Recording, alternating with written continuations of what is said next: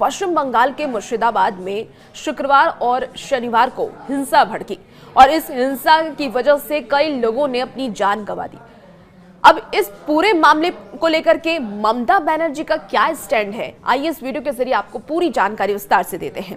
देखिए, पश्चिम बंगाल के मुर्शिदाबाद जिले में वक्फ बिल के खिलाफ हो रहे प्रदर्शन के दौरान हिंसा भड़क उठी और इस हिंसा में पिता पुत्र सहित 3 लोगों की मौत हो गई। इसके बाद राज्य की मुख्यमंत्री ममता बनर्जी ने शनिवार को यह साफ कर दिया है कि यह कानून राज्य में लागू नहीं किया जाएगा। मुर्शिदाबाद के सूती और शमशेरगंज जैसे इलाके में हालात बिगड़ते देख कोलकाता हाईकोर्ट ने नेता प्रतिपक्ष शुभेंदु अधिकारी की याचिका पर सुनवाई की।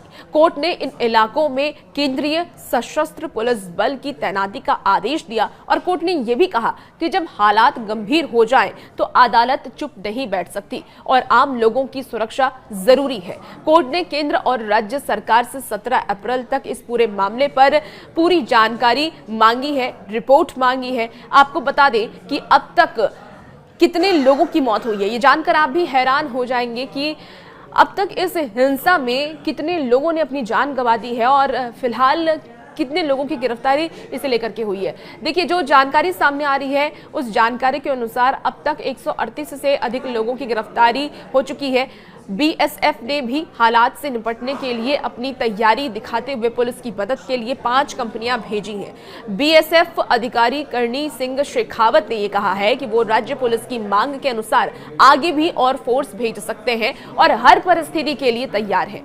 सूती और शमशेरगंज में हुई झड़पों में अब तक 138 से अधिक लोगों की गिरफ्तारी की जा चुकी है। मुख्यमंत्री ममता बनर्जी ने यह कहा कि वक्फ कानून राज्य सरकार ने नहीं बल्कि केंद्र सरकार ने बनाया है। उन्होंने लोगों से अपील की कि जो जवाब चाहिए वो केंद्र सरकार से मांगा जाए क्योंकि राज्य में ये कानून लागू नहीं किया जाएगा। उन्होंने ये भी सवाल उठाया है कि जब राज्य सरकार ने इस कानून को लागू ही नहीं किया तो फिर हिंसा क्यों।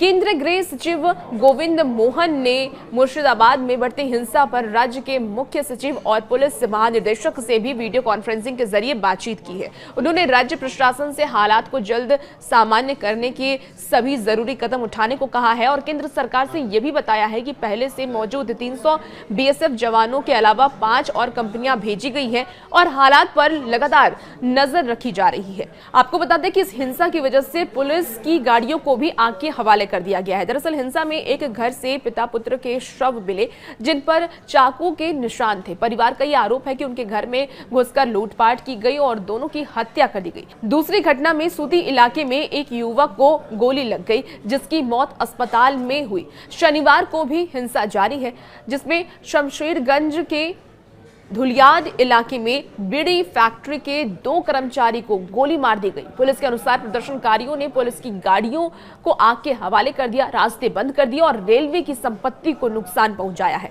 इस वजह से न्यू फरक्का अजीमगंज रेल मार्ग की ट्रेन सेवाएं 6 घंटे के लिए बंद रही और हिंसा रोकने के लिए मुर्शिदाबाद के कई हिस्सों में धारा 144 लागू कर दी गई है और इंटरनेट सेवाएं भी बता दें आपको कि बंद कर दिया गया है। राज्य के डीजीपी राजीव कुमार ने चेतावनी दी है कि जो लोग हिंसा में शामिल हैं उनके खिलाफ सख्त कार्रवाई की जाएगी और उन्होंने लोगों से अफवाह पर ध्यान न देने की अपील भी की है। साथ ही साथ कानून को अपने हाथ में न लेने की भी अपील की है।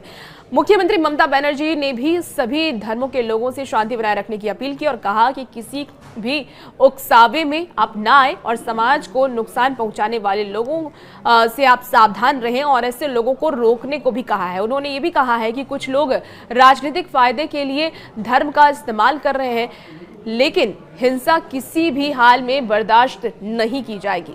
साथ ही साथ विपक्ष के नेता शुभेंदु अधिकारी भी आरोप लगाए हैं कि यह हिंसा पहले से तय थी और जिहादी ताकतें लोकतंत्र पर हमला कर रही हैं। उन्होंने इस मामले में जांच और एनआईए से कार्रवाई की मांग भी की है। साथ ही साथ बीजेपी अध्यक्ष सुकांत ने भी राज्य सरकार से सख्त कार्रवाई करने की मांग की और कहा कि अगर बीजेपी सत्ता में आए तो ऐसे तत्वों को पूरी तरीके से रोक दिया जाएगा। हालांकि अब आने वाले वक्त में इस पूरे मामले को लेकर के क्या कुछ रुख सरकार का दिखता है, राज्य सरकार का दिखता है और केंद्र सरकार का दिखता है, तो आने वाला वक्त बताएगा। बहुत आप अपनी भी राय को कमेंट बॉक्स के जरिए रख सकते हैं और इसके साथ ही अगर आपको ये वीडियो अच्छी लगी है तो इसे लाइक करें, शेयर करें और साथ ही साथ हमारे चैनल को सब्सक्राइब करना ना भूलें।